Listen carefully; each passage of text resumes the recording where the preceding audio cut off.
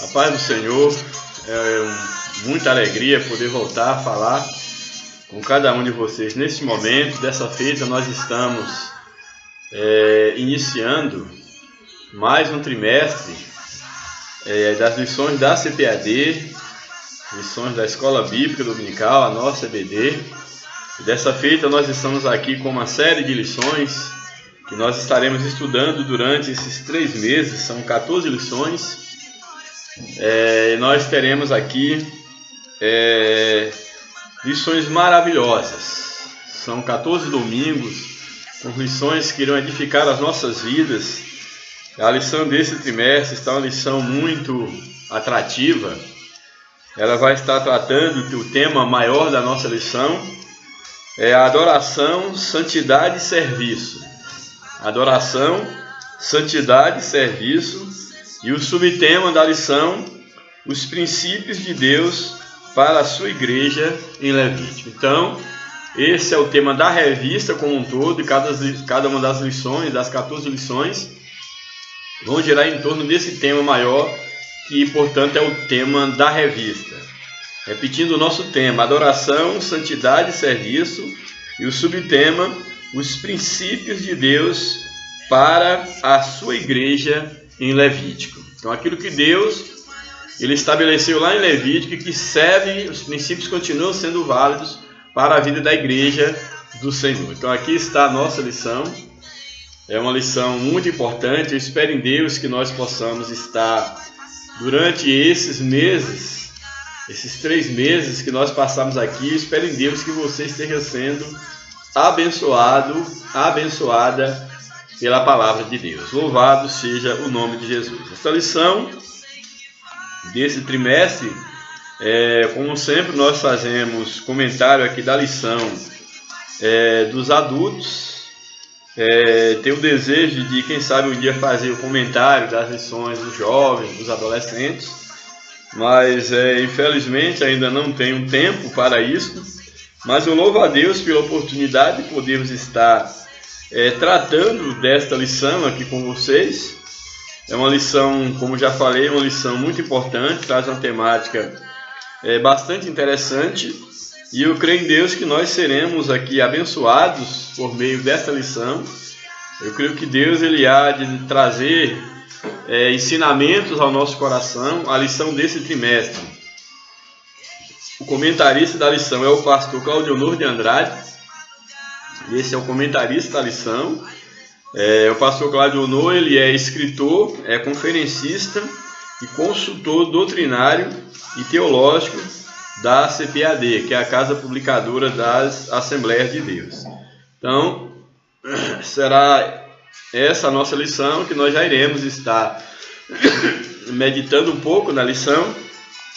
Continue intercedendo por mim para que possa estar recuperado na minha saúde, na minha garganta, para que nós possamos estar aqui tendo um tempo maior e maior liberdade para estar estudando as lições, a palavra de Deus. Bem, a primeira lição é de 1º de junho de 2000, de julho, melhor dizendo, 1º de julho de 2018, traz como título Levítico, adoração e serviço ao Senhor. Então, essa primeira lição, ela vai nos apresentar o livro de Levítico como sendo um livro, um manual, onde traz instruções sobre a adoração, sobre o serviço ao Senhor, lá na antiga aliança, e que também serve como modelo, no sentido dos princípios que devem ser também aplicados para a adoração na nova aliança. O texto áureo da nossa lição nos apresenta o seguinte: e porei o meu tabernáculo no meio de vós, e a minha alma de vós não se enfadará. Levíticos, capítulo 26, o verso de número 11. Então temos aqui a palavra de Deus dada por intermédio de Moisés ao seu povo, onde ele está dizendo que ele estaria no meio do povo, tabernaculando com o povo. Porém o meu tabernáculo no meio de vós, ou seja, a minha habitação estará no meio de vós, e a minha alma de vós não enfadará. Então aqui Deus está mostrando para o seu povo, dizendo ao seu povo que ele habitaria no meio do seu povo e que a sua alma teria prazer em estar habitando no meio do povo e a sua alma não enfadaria do seu povo. Porém, nós podemos já adiantar que havia condições para que Deus estivesse habitando no meio do povo, para que a sua alma tivesse prazer com o seu povo. O seu povo deveria exatamente se portar da maneira como Deus havia estabelecido, ele estabelece no livro de Levítico, tendo uma vida consagrada para Deus, uma vida dedicada a Deus, sendo, portanto, a santidade do povo é a maneira de relacionar-se com Deus. Relacionar-se com Deus Santo através de uma vida separada para Deus. Essa era a condição para que Deus permanecesse no meio do povo e que o povo fosse abençoado pela presença de Deus. E nós podemos observar no decorrer da história de Israel que enquanto o povo ele se mantinha separado para Deus, eles tinham a bênção de Deus. Porém, à medida que o povo se afastava de Deus, a ira de Deus também era derramada sobre aquele povo, a fim de puni-los, a fim de corrigi-los, de trazê-los de volta para o relacionamento com Deus, para a vida de adoração. Louvado seja o nome do Senhor. A verdade prática da nossa lição nos apresenta: a verdadeira adoração a Deus compreende necessariamente, ou seja, não pode faltar, compreende o quê? O nosso serviço voluntário. Aí destaca aqui, serviço voluntário, santo e amoroso ao seu reino, ou seja, ao reino de Deus. Eu chamo a atenção aqui, como já disse em um outro vídeo, para mim todo relacionamento, toda a vida com Deus, melhor dizendo, a vida de oração, de amor, de perdão, de serviço, a vida de adoração como um todo, para mim, toda a vida com Deus se resume ao relacionamento com Ele. De fato, nós adoramos a Deus, nós servimos a Deus através do relacionamento com Ele. A Bíblia nos apresenta que Deus ele é Espírito, importa que aqueles que o adorem em Espírito e em verdade. Adorar em Espírito e em verdade é exatamente relacionar-se com Deus por intermédio da ação do Espírito Santo na nossa vida. E é interessante o que a verdade prática, é uma verdade que tem que ser colocada em prática, ela nos apresenta exatamente isto, que a verdadeira adoração a Deus, a legítima adoração, esse relacionamento com Deus, ele compreende necessariamente o quê? Primeiro, o nosso serviço voluntário. Deus ele não aceita da nossa mão aquilo que nós fizermos que não seja um coração voluntário. A Bíblia nos ensina que nós devemos servir ao Senhor com alegria. Servir ao Senhor com alegria. E aqui o comentarista, na verdade prática, ele nos chama a atenção para os requisitos indispensáveis, necessários para a verdadeira adoração a Deus. E o primeiro desses requisitos é que o nosso serviço ele tem que ser voluntário. Nós temos que querer adorar a Deus. Uma vez que a ideia de adorar ela está ligada diretamente à ideia do reconhecimento e da obediência. Reconhecimento não se impõe. Reconhecimento não se cobra. Obediência não se impõe, no verdadeiro sentido da obediência. Fidelidade não se impõe, se conquista. E adorar a Deus, respeitá-lo, adorá-lo, servi-lo, obedecê-lo, isso deve ser algo voluntário e um coração que reconhece o senhorio de Deus, que reconhece o grande amor de Deus e que quer de maneira voluntária. Esse indivíduo ele quer servir a Deus. Então temos aí o primeiro grande requisito indispensável para a verdadeira adoração, para que a adoração seja aceita por Deus, nesse relacionamento com Deus, é que o serviço ele tem que ser voluntário, de coração.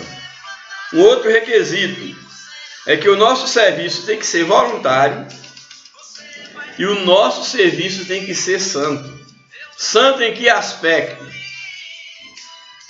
Uma vez que nós servimos a um Deus que é santo, e a santidade de Deus, ela é implantada, ela é infundida em nós, mas nós sabemos que nós não somos santos por natureza, nós somos santificados em Deus, através de Cristo Jesus e a obra do seu Espírito.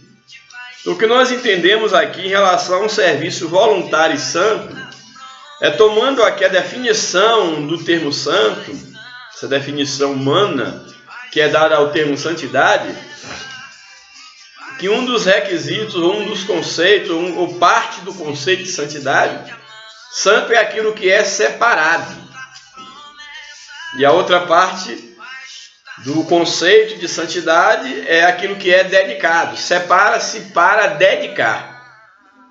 Então, nesse aspecto aqui, a nossa adoração a Deus, o nosso serviço, ele tem que ser algo exclusivo para Deus, que é a ideia de ser separado. E à medida que nós somos separados, nós também somos dedicados para Deus. Então, temos aqui a santidade nesses dois aspectos, no sentido da separação e da dedicação. Isso é o serviço santo para Deus. Então, a nossa adoração para Deus, através do nosso serviço, seja qual for o serviço que nós possamos prestar para Deus, ou no reino de Deus, ou no relacionamento com Deus, que esse serviço ele tem que ser santo. Ele tem que ser algo dedicado a Deus e exclusivamente para Deus. Louvado seja o Senhor.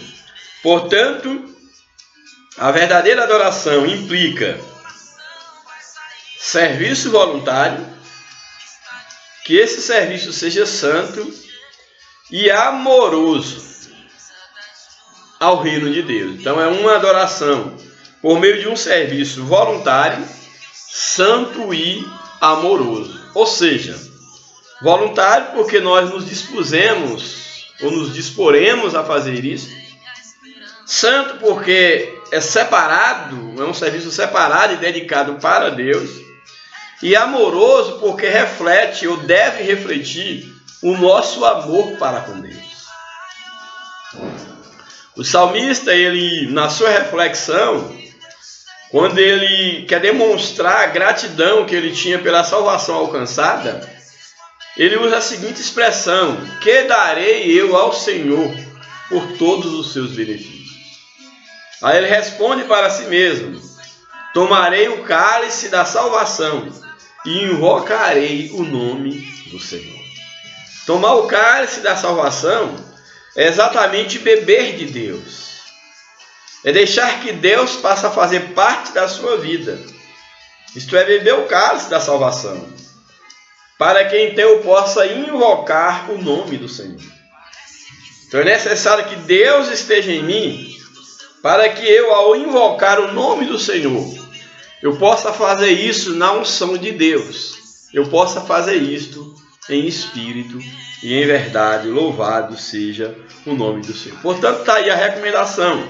A verdadeira adoração a Deus compreende necessariamente o nosso serviço voluntário, santo e amoroso ao reino. Portanto, a verdadeira adoração é relacionamento com Deus. Louvado seja o nome do Senhor.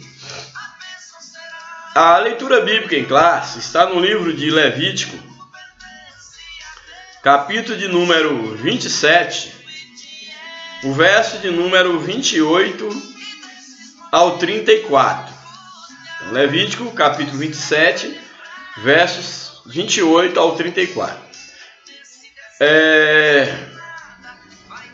O verso 28, aí do capítulo 27, nos diz o seguinte: todavia, nenhuma coisa consagrada que alguém consagrar ao Senhor de tudo que tem, de homem ou de animal, ou de campo da sua possessão, se venderá nem resgatará.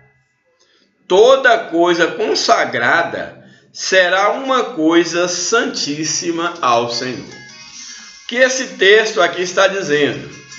Temos aqui que dentro do contexto da adoração levítica, desse relacionamento do povo de Israel com Deus, havia uma ordenança de que as primícias do rebanho, de tudo aquilo que Deus abençoasse o povo, deveria ser consagrado ao Senhor.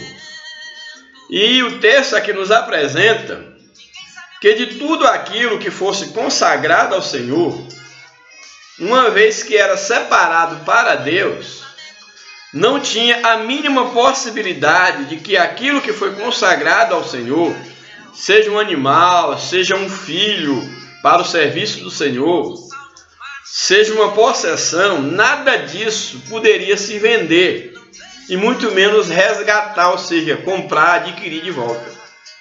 Exatamente porque uma vez consagrado ao Senhor, pertencia ao Senhor.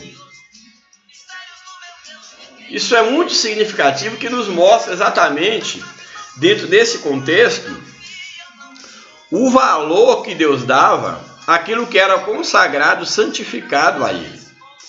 Então o texto nos deixa muito bem claro: todavia, nenhuma coisa consagrada que alguém consagra ao Senhor, de tudo que tem, de homem ou de animal, ou de campo da sua possessão, nenhuma coisa dessas coisas consagradas se venderá, nem resgatará, nem se trará de volta para o dono anterior. Toda coisa consagrada será uma coisa santíssima ao Senhor. A ideia da separação e da dedicação exclusiva ao Senhor. Então esse é o conceito de adoração. Esse é o conceito de serviço, de culto para Deus, quando algo era consagrado, dedicado ao Senhor, e que passava a ser propriedade exclusiva de Deus. Louvado seja o nome do Senhor.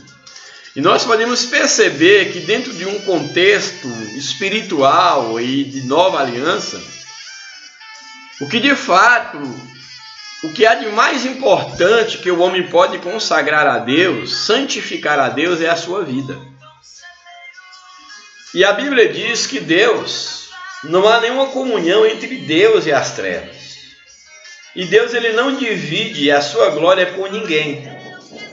Isso nos leva a entender que uma vez que a minha vida, que a tua vida é consagrada ao Senhor, nós temos que ter consciência que nós passamos a ser propriedade exclusiva de Deus. Daí a nossa responsabilidade de viver uma vida para Deus, uma vez que nós somos dedicados a Ele. Uma vez que nós dizemos que a nossa vida pertence a Ele. Então, nesse relacionamento com Deus, de uma vida consagrada para Deus, a Bíblia diz que Deus, ele tem ciúme de nós, que o Espírito de Deus, ele tem ciúmes de nós. Exatamente porque nós somos sua propriedade, nós somos a sua possessão. Louvado seja o nome do Senhor para sempre. O verso número 29 nos apresenta o seguinte: toda coisa consagrada que for consagrada do homem não será resgatada, certamente morrerá. No caso, por exemplo, animal que for dado ali consagrado para o sacrifício, esse animal não poderia ser resgatado, mas ele teria que ser sacrificado como uma oferta, como um sacrifício, melhor dizendo, ao Senhor, uma vez que ele foi consagrado ao Senhor. Louvado seja o nome de Jesus. O verso 30 nos apresenta o seguinte: também todas as dízimas do campo, da semente do campo, do fruto das árvores, são do Senhor, santas são ao Senhor. Portanto, também dos frutos, as dízimas, no caso da semente, do fruto, do campo, se foi consagrado ao Senhor, seria exatamente do Senhor, portanto, santas. Verso de número 31. Porém, se alguém das suas dízimas resgatar alguma coisa, ou seja, pegar alguma coisa, se utilizar de alguma coisa que pertence às dízimas, à parte separada, que deve ser separada para Deus, aí nos diz o texto o quê? Que deve se fazer se alguém fizer isso. Porém, se alguém das suas dízimas resgatar, pegar alguma coisa, acrescentará o seu quinto sobre elas. Ou seja, se alguém resgatar algo que é consagrado ao Senhor, por uma necessidade, aqui não mostra qual o porquê do resgatar esse bem, ou essa oferta, esse sacrifício, esse objeto, nos diz que se houver necessidade de alguém resgatar alguma coisa, que essa coisa deve ser devolvida, acrescentada o quinto sobre o seu valor. O que é o quinto? Você pega algo e divide em 5 partes. A quinta parte representa exatamente 20% de uma coisa. Então, se alguém, por exemplo, resgatasse, vamos supor aqui, 10, uma quantidade de 10 ovelhas, por exemplo, ele teria que devolver as 10 e mais o quinto daquilo que ele havia pego. Então temos aqui exatamente, acrescentará seu quinto sobre ela. Ou seja, que tem a quantidade e mais o quinto, que seria mais o dobro. Então, se era 10 e foi resgatado, quinto de 10, então o que? Resgatará o seu quinto. Então será 20. No caso, em cima daquilo que foi resgatado, como diz aqui o texto. Olha, porém, se alguém das suas dízimas resgatar alguma coisa, acrescentará o seu quinto daquilo sobre ela. Então já viu o valor e vai acrescentar mais o quinto, mais 20% sobre o valor. Verso 32. No tocante a todas as dízimas de vacas, de ovelhas, dízimos aqui é o dízimo, os 10%. No tocante a todas as dízimas de vacas e ovelhas, de tudo quanto passar debaixo da varas que for contado, todos os rebanhos, o dízimo será santo ao Senhor. Então, de tudo aquilo que se possuísse, deveria reconhecer a bênção de Deus, e parte, a dízima tinha que ser separada para Deus como propriedade, como algo santo, reservado para Deus. Verso de número 33.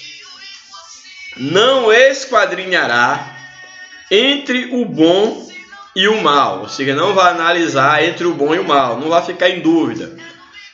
Qual que eu deva dizimar? O bom ou o mal? Não. Para o Senhor tinha que ser o melhor. Não precisava nem esquadrinhar, nem analisar. As primícias, o melhor tinha que ser para o Senhor. E aí o texto nos apresenta: não esquadrinhará entre o bom e o mal, nem o trocará. Ou seja, nem trocará o melhor pelo pior. Mas se em alguma maneira o trocar, caso aconteça dar trocado, o tal e o trocado serão santos. Entregou, mas não era aquele que ia entregar. Terá que entregar o outro, mas os dois serão santos ao Senhor. Então, se caso, como o texto diz, mas se de alguma maneira, por algum motivo ou engano, o trocar, mas consagrou ao Senhor, o tal que foi trocado e o trocado serão santos. O tal, aquele que era a primícia, que deveria ser consagrado, e o trocado serão santos. não serão resgatados. Por quê? Mas deu trocado. Mas a ideia aqui era que algo consagrado ao Senhor era consagrado ao Senhor. Era propriedade ao Senhor, não podia ser resgatado. Mas foi o animal errado. Sim, mas a primícia era do Senhor. Então, aquele errado que foi deveria ficar, e no caso a primícia deveria ser entregue como era, no caso, estabelecido nos preceitos, nesses preceitos. Então aqui o texto ele nos traz exatamente esse ensinamento. Mas se em alguma maneira o trocar, o tal, que é o original, no caso a primícia, e o trocado serão santos, não serão resgatados. Aí o verso 34. Estes são os mandamentos que o Senhor ordenou a Moisés para os filhos de Israel no monte Sinai. Então, quanto a essa questão da oferta, da consagração, foram mandamentos que o Senhor deu a Moisés ali no monte Sinai. Bem, nós vamos então para a lição, o comentário da lição propriamente dito. Nós vemos aqui esse texto aí do livro de Levítico. É interessante nós observarmos que essa lição ela vai estar trabalhando ali as lições em torno do livro de Levítico. Então aí todas as lições vão girar em torno do livro de Levítico. E é interessante nós observarmos que nós vamos estar estudando nesse trimestre exatamente esse terceiro livro do Pentateuco. Temos lá Gênesis, Êxodo, Levítico. E nós vamos estar estudando, como aqui o comentarista ele traz para nós, o terceiro livro do Pentateuco, Levítico. E nós vamos estar observando aqui durante o nosso estudo aqui qual o objetivo desse livro, o porquê do livro de Levítico. Alguns podem até estranhar, aqueles que já fizeram a leitura ou tentaram fazer a leitura do livro de Levítico, pode achar um livro um tanto quanto cansativo, um monte de leis e repetições, mas de fato havia todo um propósito dentro ali do Pentateuco, que podemos até dizer que o livro de Levítico ele simboliza o coração do Pentateuco. É um livro indispensável no tratamento do culto judaico em relação a Deus e os princípios que nós podemos tirar para a igreja, no caso, no tempo da graça. Bem, então, a introdução da nossa lição nos apresenta: estudaremos a partir de agora o livro de Levítico, cujo tema pode ser resumido nesta simples, mas atual ordenança divina. Então, poder-se-ia resumir o tema do livro de Levítico na seguinte frase, de Levítico 14, verso 44. Portanto, vós vos santificareis e sereis santo, porque eu sou santo. Então, em síntese, o livro de Levítico exatamente é um livro que ele apresenta a santidade de Deus e cobra do povo de Deus a santidade como um mecanismo de relacionamento com Deus. Louvado seja o nome do Senhor. À primeira vista, esse livro da Bíblia, no caso Levítico, esse livro da Bíblia Sagrada parece enfadonho e até desnecessário. Todavia, ele é imprescindível para compreendermos a essência do culto divino no Antigo Testamento. Então, em Levítico, que nós vamos ter a essência do culto divino, como funcionava, como deveria ser o culto dia a dia da adoração do povo de Israel para com Deus. Louvado seja o nome de Jesus. Nas lições por virem, que nós estamos estudando nas demais semanas, constataremos que ainda temos muito a aprender com a congregação israelita no deserto do Sinai. Então, essas lições servirão de aprendizado para nós, para que nós possamos espelhar e aprender, tirar lições, princípios para o nosso culto individual e o nosso culto coletivo, enquanto igreja do Senhor. Louvado seja Deus. Estudemos, pois, com diligência e cuidado, oremos e empenhemo-nos por aplicar cada lição ao nosso viver, finalmente não nos esqueçamos de que o Senhor continua a exigir de seus filhos uma vida santa, pura e consagrada ao seu reino. Louvado seja Deus. O que nós temos aqui é que, da mesma maneira como Deus exigia de Israel uma vida santa, uma vida pura, uma vida consagrada a Deus, para que o povo fosse aceito por Deus, diante de Deus, esse princípio, ele continua válido. Deus continua exigindo de nós, igreja do século XXI, que nós tenhamos uma vida pura, uma vida santa, uma vida consagrada ao Senhor. Louvado seja Deus. O primeiro tópico da nossa lição nos apresenta sobre o livro de Levítico. Vai tratar um pouco sobre o livro de Levítico. Para compreendermos o livro de Levítico, temos de considerar inicialmente 4 coisas muito importantes. Quais são elas? A sua canonicidade, o gênero literário, a autoria e a sua data. Então vamos para o primeiro subtópico, falando sobre a canonicidade do livro de Levítico. O Levítico, bem como os demais livros do Pentateuco, foi reconhecido desde o princípio como a palavra de Deus e posto perante o Senhor junto à arca da aliança. O próprio Deus, ele ordena que se coloca o livro da lei junto à arca da aliança como testemunho diante do Senhor. Então, o Pentateuco e o livro de Levítico faz parte do Pentateuco, eles ficavam exatamente perante a arca do Senhor, junto à arca da aliança no tabernáculo. Isso é muito interessante, mostrando exatamente a canonicidade, a santidade do livro, no caso da lei, e no caso aqui em específico aqui da lição, o livro de Levítico. Em várias passagens, o livro de Levítico, ele é chamado, juntamente com os outros, no caso o Pentateuco, já que ele faz parte desse conjunto de 5 livros, penta quer dizer 5. Então, em algumas passagens, o Pentateuco e o livro de Levítico é chamado de o livro do Senhor, o livro da lei. Então, mostrando a canonicidade do livro de Levítico, chamado de o livro do Senhor, juntamente com os demais, o livro do Pentateuco, e o livro da lei. Portanto, o Levítico tem de ser considerado a semelhança dos demais livros da Bíblia Sagrada, como a palavra inspirada, inerrante e completa de Deus. Portanto, o livro de Levítico também é um livro inspirado por Deus, é um livro, é a palavra de Deus e, portanto, é uma mensagem divina, revelada para nós. Louvado seja o nome de Jesus. Então, o primeiro subtópico falou da canonicidade. O segundo subtópico apresenta o gênero literário.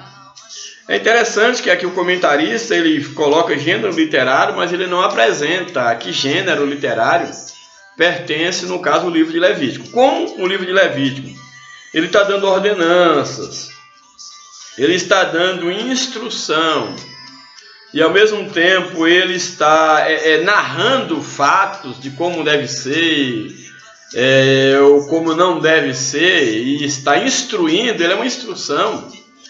E ao mesmo tempo ele acaba sendo, uma vez que quando o comentarista ele não deixa claro, e ele fala aqui gênero literário, sabemos que existe apenas 3 grandes gêneros literários que se subdividem, que é exatamente o gênero épico, o lírico e o dramático. O lírico está ligado à questão da poesia, seja uma poesia em versos, no caso poemas, ou uma poesia em prosa, mas está ligado a essa questão da poesia, o lírico. O dramático é ligado aos dramas, aí pode entrar a comédia, a tragédia, a tragicomédia seria o gênero dramático, e o gênero épico, que é um gênero onde comporta as narrativas. O épico podemos chamar de um gênero narrativo. Então nós temos aqui que o livro de Levítico, ele encaixaria mais dentro do gênero, no caso épico, narrativo, já que ali existem narrativas de como deve ser o culto, e toda essa questão da punição, de como deve se portar, toda uma narrativa de fatos que deveriam ser observados e que eram observados. Portanto, estou fazendo essa leitura aqui em relação ao gênero literário, que nós temos ali, por exemplo, que o livro de Levítico ele é um livro de instruções. Só que nós vamos observar que, por exemplo, talvez aqui, eu não sei, pela falta de clareza do comentarista, talvez se ele colocasse assim um gênero textual, aí um gênero, no caso, injuntivo, instrutivo, narrativo, descritivo, um gênero textual ou um tipo textual, talvez se explicasse melhor ficaria mais fácil, mas de fato ele fala sobre o gênero, talvez gênero aqui ele esteja colocando no sentido genérico, mostrando o sentido da natureza, vamos dizer assim, do livro, no conteúdo do livro em si. Então, talvez, o comentarista ele não deixa claro, mas quando ele coloca assim que deve se levar em consideração o gênero literário, talvez ele esteja querendo dizer em relação à natureza da literatura, que é uma literatura instrutiva, é uma literatura, vamos dizer assim, como um manual didático do culto levítico a Deus. Vamos ler o que nós temos aqui nesse subtópico. Gênero literário. Em virtude de seu gênero literário, o livro de Levítico pode ser considerado um manual, que é uma instrução, um manual do culto divino do Antigo Testamento. Então, essa natureza, esse tipo textual, seria exatamente ali, ele vai descrever e ao mesmo tempo vai narrar também alguns, vamos dizer, circunstâncias possíveis, quando, por exemplo, alguém tem que ofertar, como deve se comportar, etc. Então ele traz instruções, narra fatos. Então nós temos aqui exatamente que é um manual do culto divino do Antigo Testamento. Ele pode ser visto também como um estatuto de purificação nacional, como um conjunto de leis, um estatuto de purificação da nação nacional, social e pessoal do povo hebreu. Então temos aqui, no caso, o livro de Levítico como sendo exatamente um manual de instrução. Um manual ali onde vai estar sendo descrita. E aí dentro desse gênero narrativo nós temos aí o descritivo, temos o próprio gênero narrativo, no caso, no sentido do narrar os fatos, temos o dissertativo, mas nesse caso aqui seria o livro, melhor dizendo, o livro de Levítico, exatamente um tipo textual, um gênero textual, que tem como fundamento ser um manual de instrução, um conjunto de regras que são descritas nesse manual. Uma outra ponto importante que deve ser levado em consideração em relação ao livro de Levítico, nós vemos a canonicidade, a questão do seu gênero literário ou textual. Também uma outra característica que deve ser levada em conta é a questão da autoria do livro de Levítico. Aí o comentarista ele nos apresenta que Moisés é o autor humano, já que é um livro, no caso, de inspiração divina, que foi revelado ao homem. Então Moisés ele é o autor humano de Levítico e dos demais livros que compõem o Pentateuco. É claro que a gente sabe que há discussões em torno de alguns livros, principalmente o livro do Gênesis.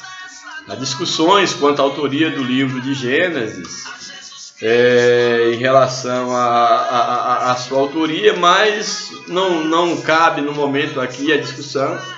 Existem discussões em relação a alguns livros da Bíblia, o próprio livro do Êxodo, há também discussões quanto à sua autoria, mas o comentarista aqui ele coloca Moisés como o autor, no caso do livro de Levítico. Ele arrisca aqui também dizer que Moisés é o autor dos demais livros, no caso dos 5 livros do Pentateuco. Por toda a obra observamos a interação entre os autores divino e humano, ou seja, entre Deus e Moisés, o livro de Levítico e Pentateuco.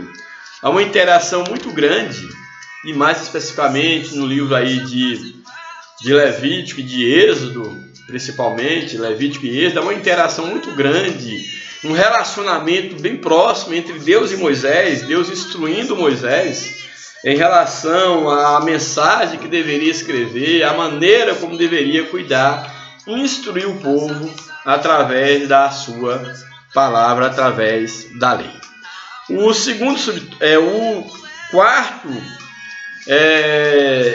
A quarta observação que se deve ter em relação ao livro de Levítico, a quarta coisa também importante a se observar, além da canonicidade, do gênero literário, da autoria, é a questão da data também. Aqui o comentarista nos apresenta, de acordo com a cronologia bíblica, a saída de Israel do Egito ocorreu no ano de 1445 a.C. Um ano mais tarde, Moisés levantou, melhor dizendo, o tabernáculo no deserto, está lá em Êxodo 40, verso 17.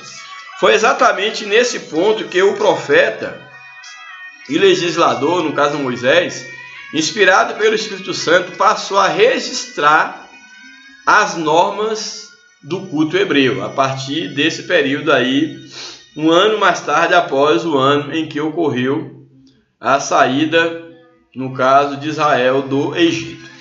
Então nós temos aqui alguma coisa sobre a data do livro, fazendo a observação que datas, elas não podem ser tomadas ao pé da letra, elas sempre são datas prováveis, mesmo porque há uma série de questões que implicam essa questão da datação, antes, pós-Cristo, os calendários, entendeu? Isso é tema de discussões, mas aqui foi apresentado esses 4 itens interessantes em relação ao livro de Levítico que devem ser observados, como nós já vimos, que é a questão da canonicidade, do gênero literário, a autoria e a datação da obra.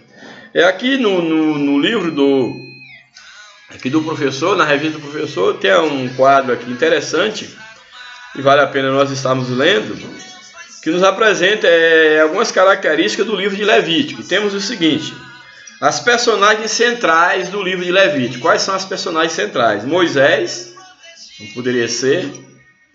Temos então Moisés, temos o seu irmão Arão, também uma personagem, o sacerdote, o sumo sacerdote, o primeiro sumo sacerdote de Israel.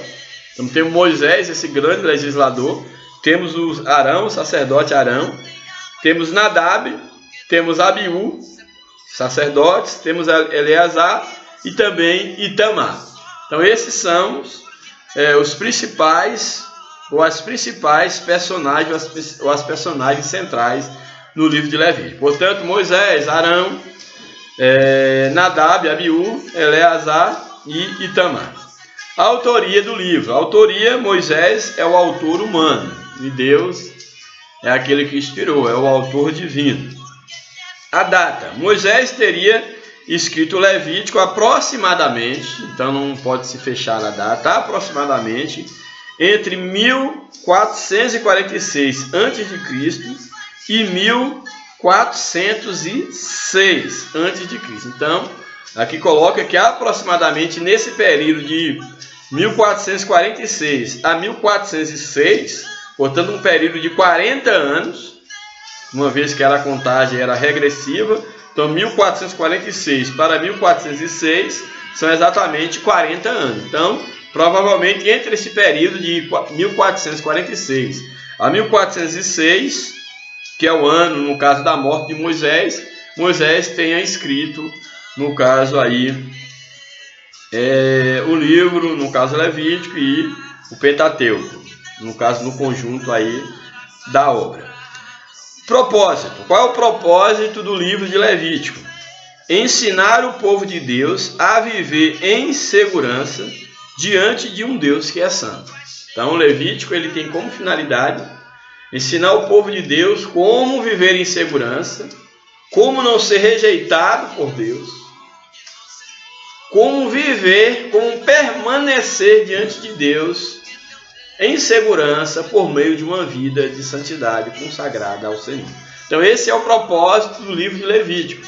é dar instruções didáticas, deixar registradas para que o povo pudesse observar, para que o seu relacionamento com Deus fosse o melhor possível.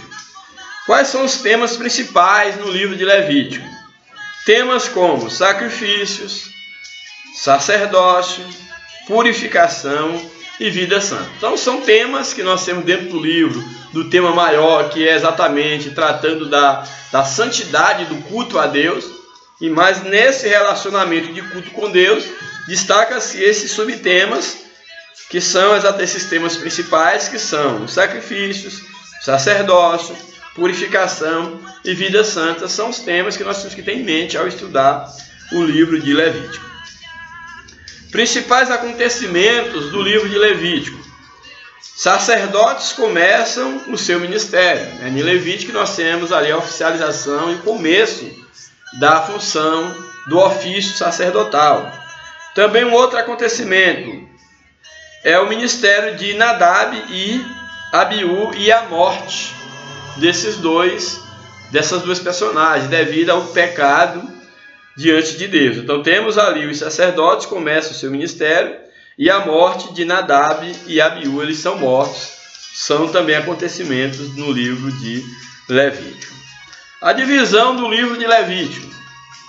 A primeira parte do livro está aqui dividida em duas partes. O comentarista coloca aqui a divisão em duas partes. A primeira parte vai abordar sobre como nos aproximamos do Altíssimo, do capítulo 1 ao capítulo 10. Então, do capítulo 1 ao 10, como nos aproximamos ao Altíssimo, aí através de sacrifícios, 1 ao 7, e por meio do sacerdócio, 8 a 10. Então aqui vai nos apresentar como nos aproximamos do Altíssimo, na primeira parte. Aí vai subdividir nessa primeira parte, do versículo 1 ao 7, nós aproximamos de Cristo, vai mostrar como aproximar de Cristo através de sacrifício. Lembra esse sacrifício na antiga aliança, que na nova aliança nós não precisamos de sacrifício, a maneira da antiga aliança, porque Cristo foi o único e perfeito sacrifício. Mas aqui na antiga aliança, a forma de aproximar do Altíssimo era, aí do versículo 1 ao 7, mostra que era através de sacrifício, e do versículo 8 ao 10 era por meio do sacerdócio. Então, as pessoas traziam o sacrifício, era a primeira parte desse ato de aproximar do Altíssimo, e a segunda parte era que esses sacrifícios fossem oferecidos por intermédio do representante do povo diante de Deus, que eram os sacerdotes. Segunda parte do livro, como alcançamos a santidade. Está aí do capítulo 11 até o capítulo 27. Do capítulo 11 ao 16, mostra que para alcançar a santidade era por intermédio da higiene. E aqui eu quero fazer uma observação em relação à higiene, que algumas observações que o livro de Levítico ele traz para o povo, e é tomado como santificação, como maneira de purificação para Deus. A gente tem que entender algumas coisas que se implicam dentro dessas observações, e aqui o comentarista ele coloca a higiene como uma forma de santidade. Era exatamente como partir primeiro do princípio, que o povo era para Deus. O povo deveria ser separado para Deus, ser santificado para Deus. Porém, como separados para Deus, é interessante que Deus, tudo para Deus tinha que ser puro, tinha que ser santo, tinha que ser limpo, não imundo. E também, além da questão de para Deus ser santo, ser limpo, no sentido de ser aceito por Deus, tinha a questão também da própria saúde pública do povo. Nós temos que entender que dentro daquele contexto em que o povo vivia, é um contexto que não tinha, por exemplo, o povo estava no deserto. Aí o tabernáculo já funcionava no deserto. Tinha que estar desmontando esse tabernáculo, sempre mudando de um lugar para o outro. E dentro do próprio contexto histórico, mesmo depois de eles estarem estabelecidos na terra de Canaã, mas mais especificamente na sua jornada no deserto, é o que mais é significativo, não havia a questão higiênica, era algo muito sério.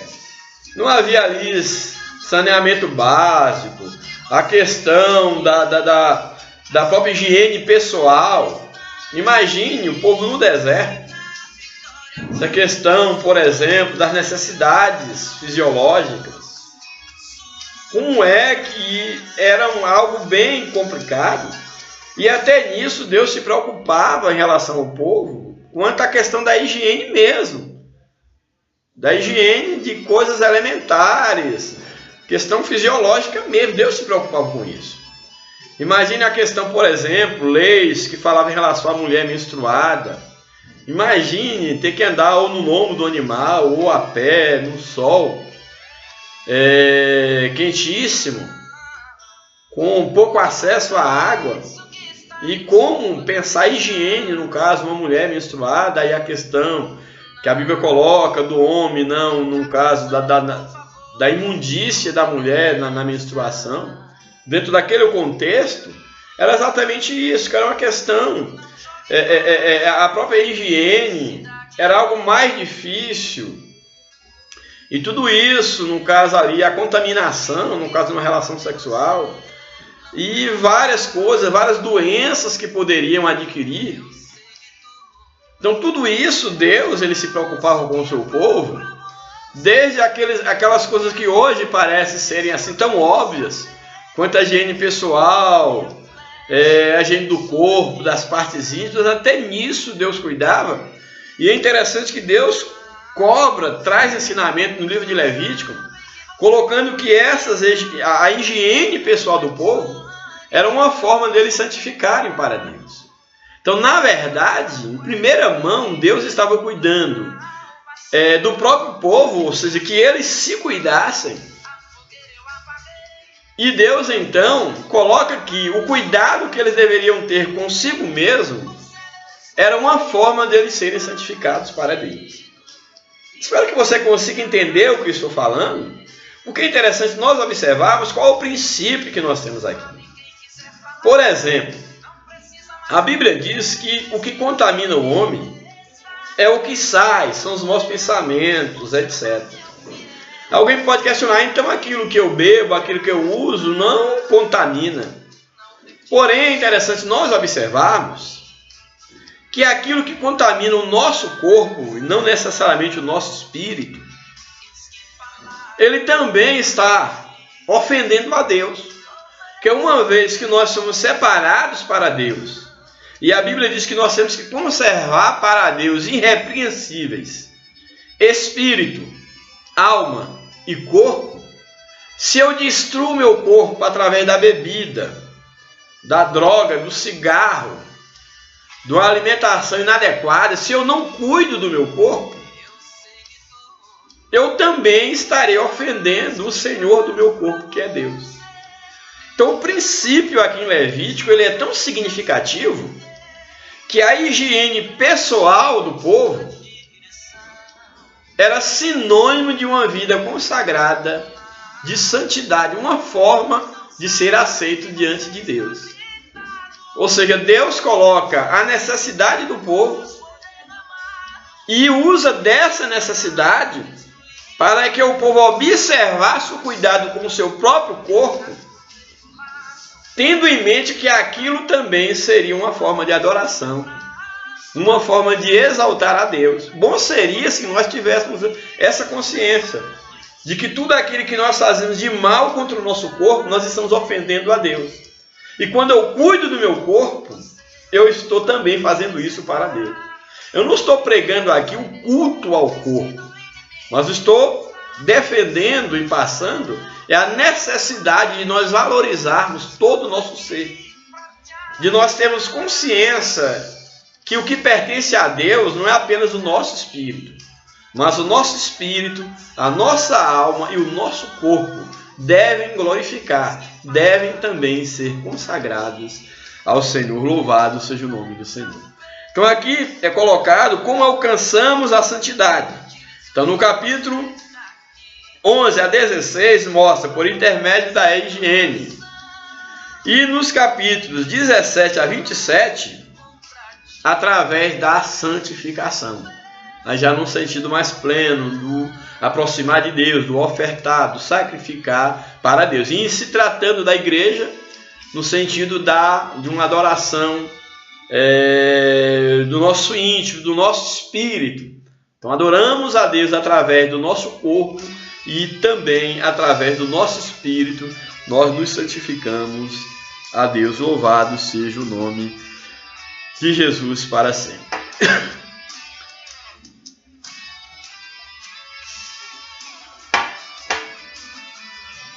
Bem, nós vamos então para o tópico 2 da lição.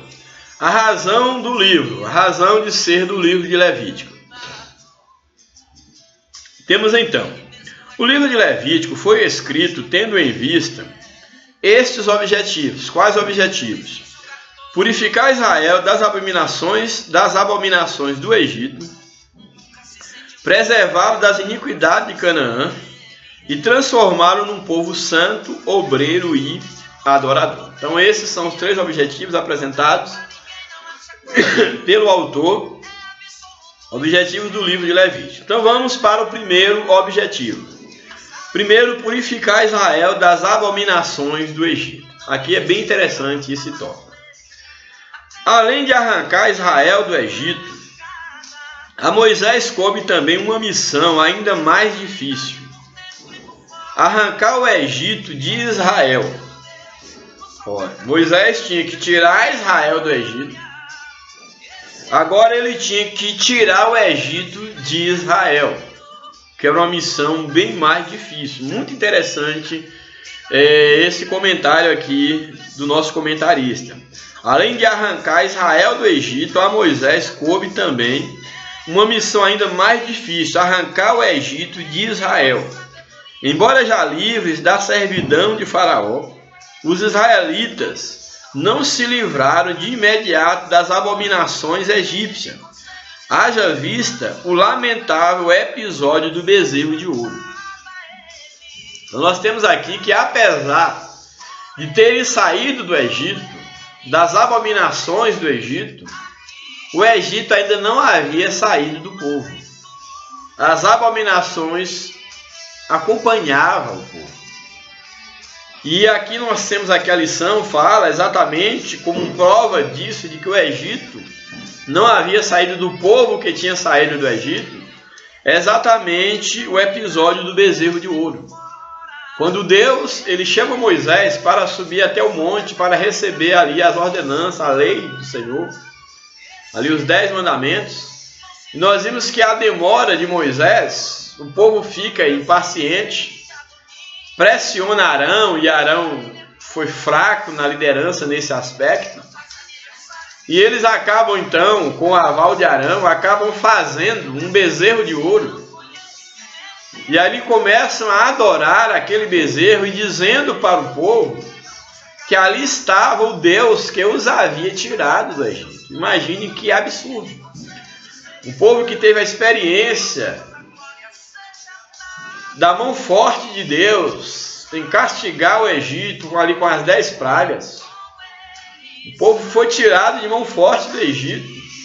O povo que viu o mar se abrindo e eles passaram por meio do mar. O povo que viu o mar se fechando e destruindo os exércitos de Faraó. Um povo que tinha a presença de Deus em vários episódios, na falta d'água, de alimento, a proteção na nuvem, no fogo. Um povo que tinha experiência com Deus. E nós vemos agora então que esse povo traz dentro de si, o próprio Egito estava dentro do povo. E eles demonstraram o quanto eles eram comprometidos com o Egito. E nós vamos observar, num contexto maior, que daquela geração que saiu do Egito, daqueles acima, já homens acima de 20 anos, 18, 20 anos, apenas Josué e Caleb entrou na terra de Canaã. E os demais não conseguiram se libertar do Egito. E o livro de Levítico é exatamente uma tentativa, instruções da parte de Deus, para que o povo não se contaminasse, para que o povo se livrasse do Egito, para que o povo se purificasse de todas as abominações do Egito, como das demais nações que eles entrariam em contato. Então temos aqui exatamente que esse era um desafio que Moisés tinha, de tirar o Egito do povo. Para arrancar Israel do Egito, isso aqui é interessante, essa leitura aqui, para arrancar Israel do Egito, bastou um dia. Em um dia, no último dia ali, no grande dia, ali onde celebrou a Páscoa, em um só dia Deus tirou o povo do Egito, numa noite. Então é interessante o que nos afirma aqui o comentarista. Para arrancar Israel do Egito, bastou um dia. Para arrancar o Egito de Israel, 40 anos não foram suficientes. Olha que leitura profunda. Em uma noite, Deus tirou Israel do Egito. Porém, 40 anos eles peregrinaram no deserto para se livrarem do Egito, que estava no coração daquele povo, e eles não conseguiram. Toda uma geração ficou prostrada no deserto, exatamente porque mesmo depois de 40 anos, eles não conseguiram tirar o Egito de dentro de si. Isso é tão significativo para nós entendermos que isso traz ensinamento para nós. Que muitos de nós saímos lá do mundo, mas o mundo ainda não saiu de dentro de nós. Então, o grande desafio daqueles que se dizem cristãos, ou daqueles que entram no local de culto e ali levanta a mão, diz que a partir daquele momento eles se tornarão seguidores de Cristo, o grande desafio é exatamente um dia depois dessa entrega. Uma semana depois, um mês depois, anos depois. Então isso é muito interessante, você deve se certificar se de fato, mesmo você saindo do mundo, quando eu falo mundo é no sentido do ambiente social, pecaminoso que você frequentava, das relações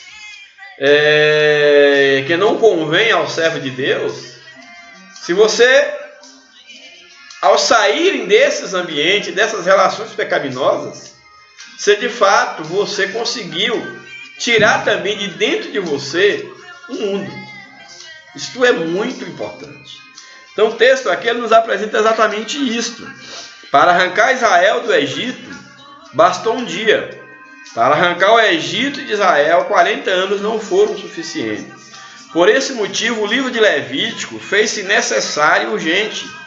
O Senhor, detalhada e didaticamente, ensinou aos israelitas a diferenciar o puro do impuro. Eram instruções minuciosas para que o povo fosse instruídos na lei do Senhor. Sem esse recurso didático, os hebreus jamais seriam reconhecidos como nação sacerdotal, profética e real. Então, o livro de Levítico, ele é dado exatamente para ser um manual de instrução para o povo de Israel. E é interessante que nós temos, a Bíblia diz que a lei de Deus agora, ela está escrita em nossos corações. E é por isso que o salmista diz que o lugar da palavra de Deus é no coração, para não pecarmos contra Deus. É necessário que você seja sendo instruído pela palavra de Deus, sabendo que a palavra de Deus é esse manual instrutivo, didático, para que você possa ter uma caminhada vitoriosa rumo aos céus. Louvado seja o nome do Senhor. Aí o subtópico de número 2, aí desse segundo tópico, que trata da razão do livro de Levítico, nos apresenta, a primeira razão foi purificar Israel das abominações do Egito. A segunda razão, preservar Israel das iniquidades de Canaã. Israel saiu do Egito, mas eles tinham que entrar em Canaã. E em Canaã, até que eles vencessem aquele povo, era um povo igual ou pior em termos de idolatria, de pecado, do que o povo do Egito. Era um povo mau. e eles não poderiam se contaminar com as nações que viviam em Canaã, com aqueles povos.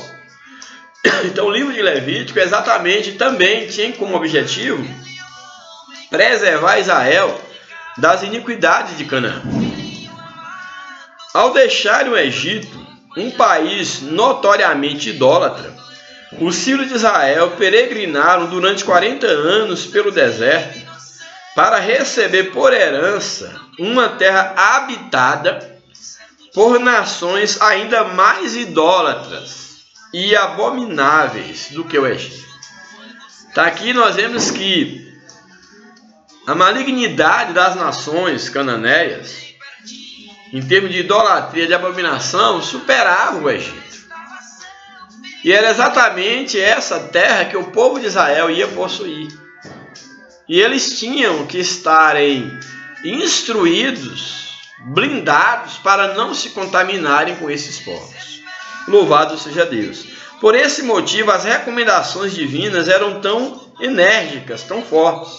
Sem os estatutos, leis e regras do livro de Levítico, os israelitas corriam o risco de perder as suas características como um povo exclusivo de Deus.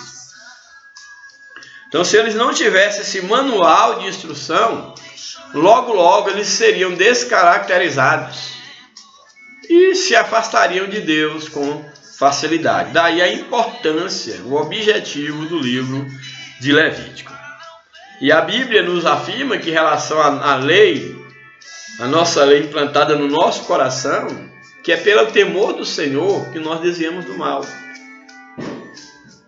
O temor do Senhor é o princípio da sabedoria e o povo perece por falta de conhecimento. E isso tanto registrado no Antigo quanto no Novo Testamento. Nós temos a observação de poder examinar as Escrituras, de podermos ser advertidos, ter ouvido para ouvir a palavra de Deus e guardar essa palavra, isso da perseverança. Louvado seja o nome do Senhor.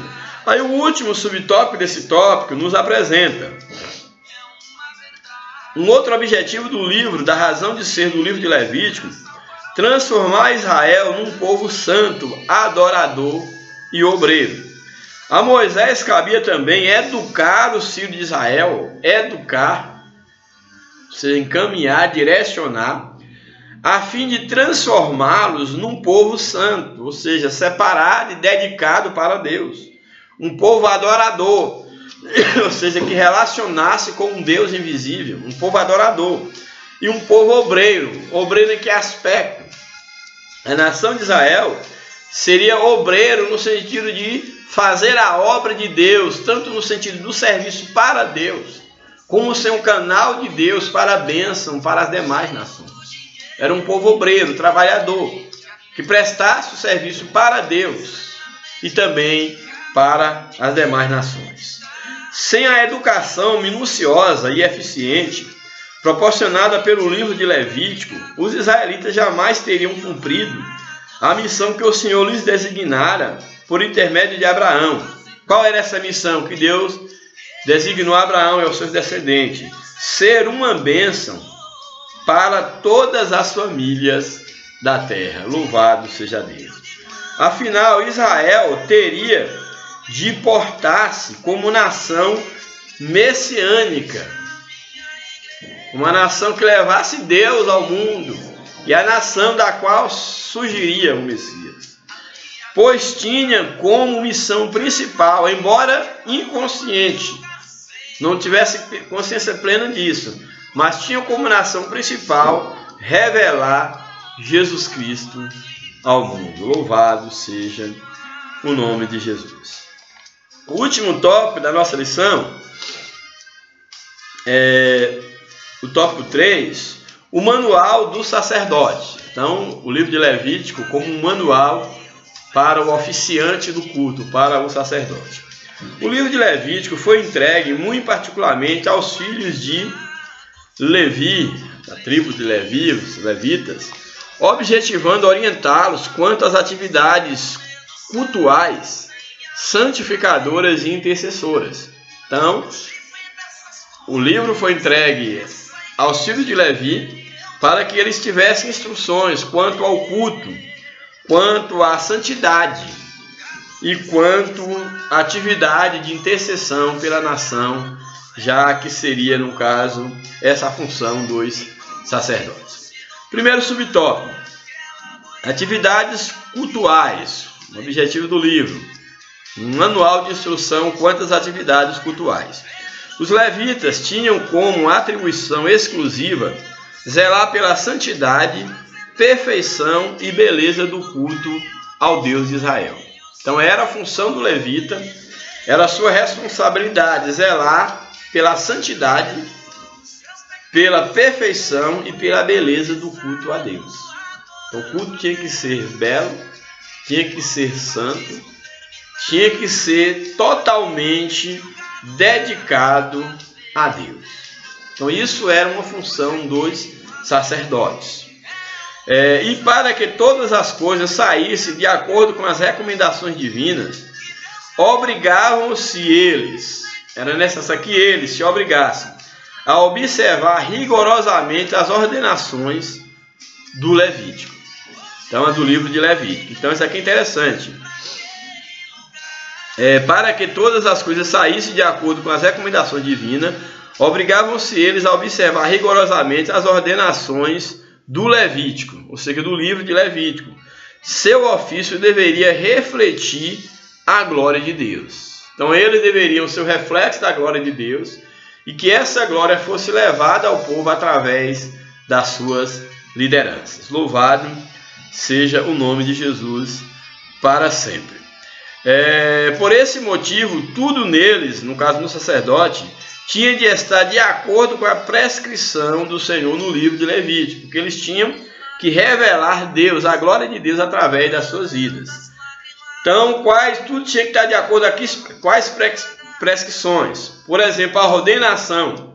A própria ordenação sacerdotal tinha requisitos para ser ordenado, critérios para a ordenação de um sacerdote. Isso no livro de Levítico. Então, a ordenação, a pureza moral do sacerdote, ele tinha que ter uma pureza moral para também cobrar a pureza moral do povo. Então, a pureza moral, a pureza espiritual do sacerdote para poder cobrar do povo, e também o sacerdote tinha que ter uma pureza física. Ele tinha que ser puro, não tinha que ter nenhum defeito.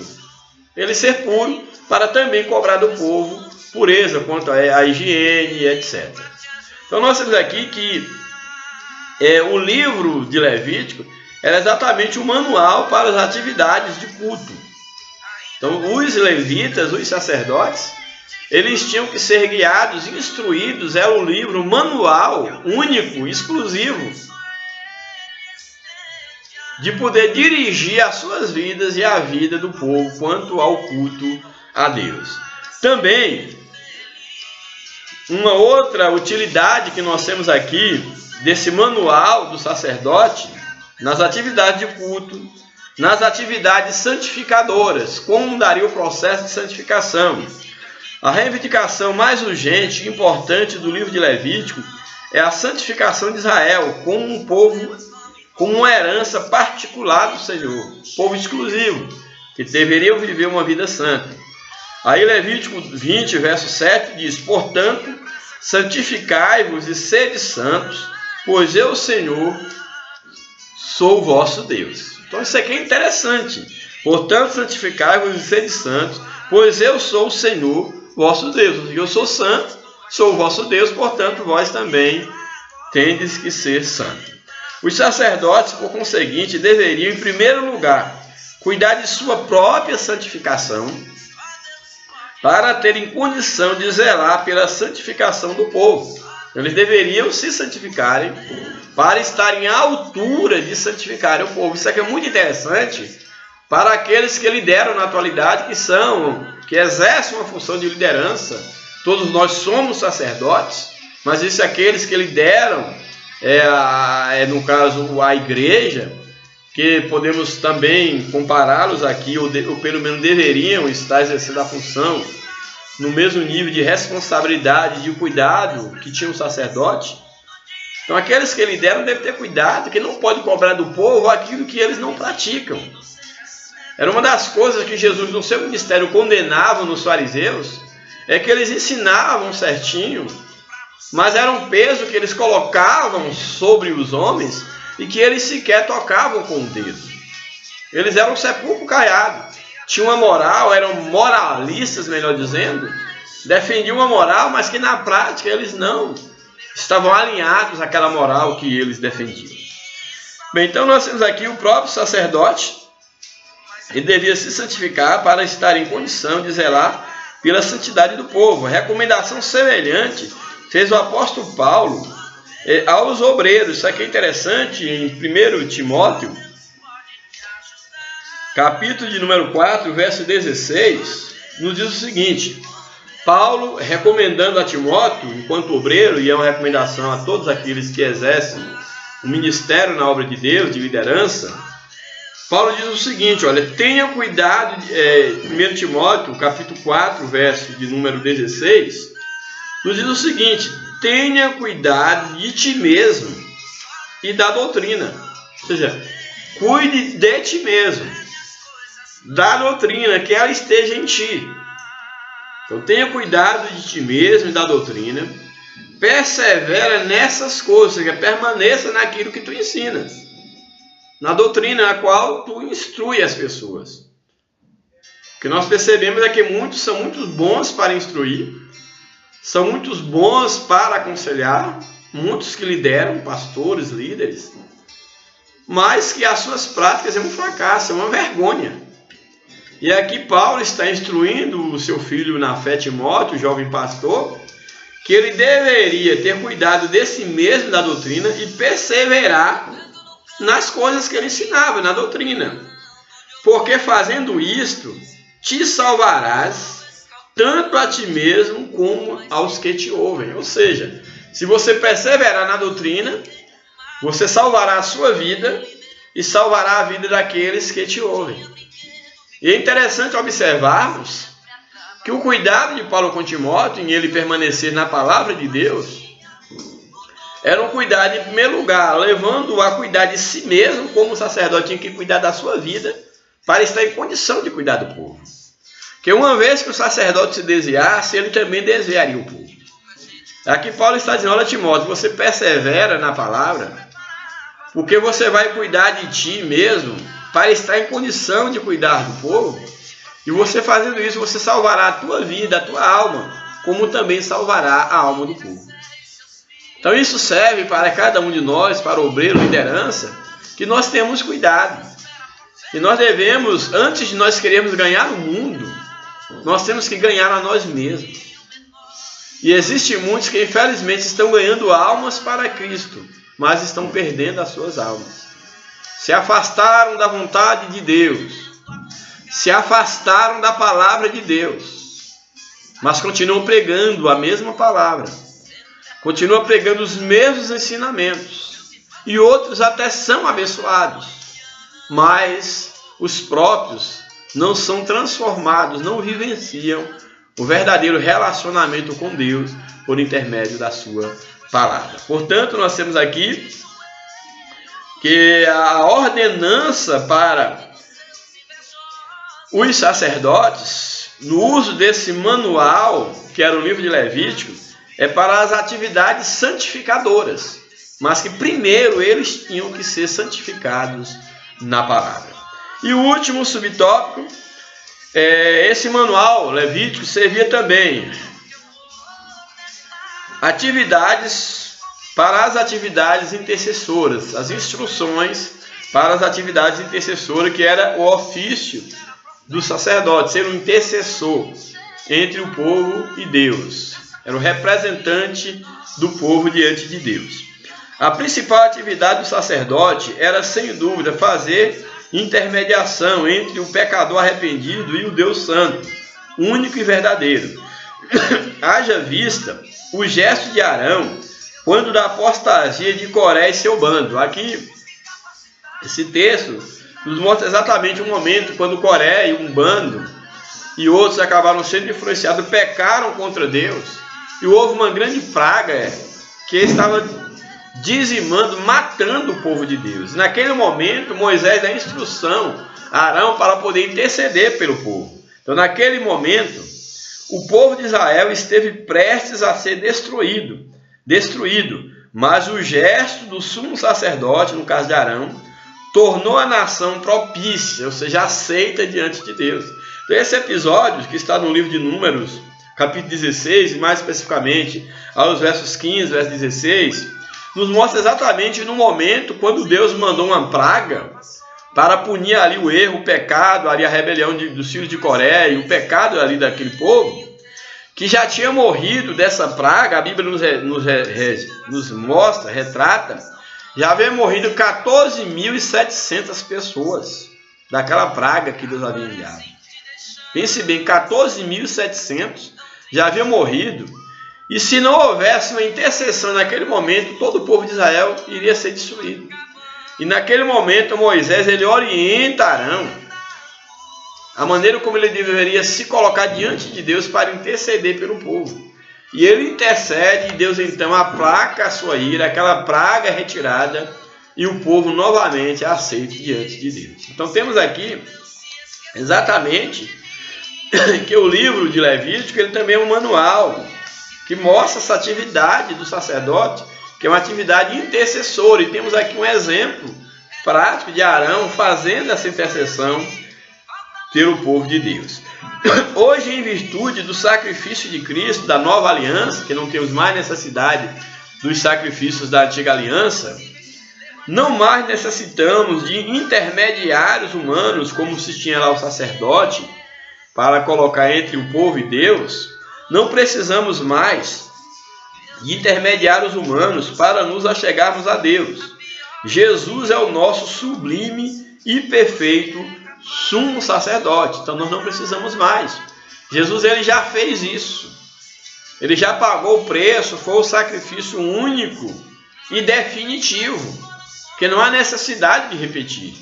Porém, nós temos de estar atentos qual é a nossa participação na adoração, nessa vida com Deus.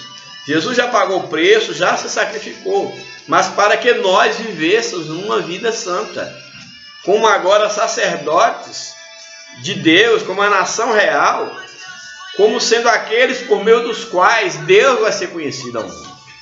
Mas que primeiro nós sejamos conhecidos por Deus. Portanto, aqui o texto nos diz: Jesus é o nosso sublime e perfeito sumo sacerdote.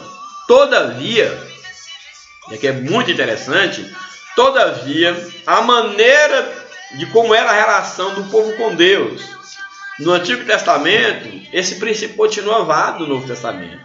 Todavia, a santidade continua a ser exigida daqueles que oram e intercedem, que o façam, como diz aí 1 Timóteo 2, 1-8, que eu faça levantando mãos santas. Então, o que nós temos aqui, fechando esse tópico, que na antiga aliança, os sacerdotes tinham que estar santos diante de Deus para interceder pelo povo.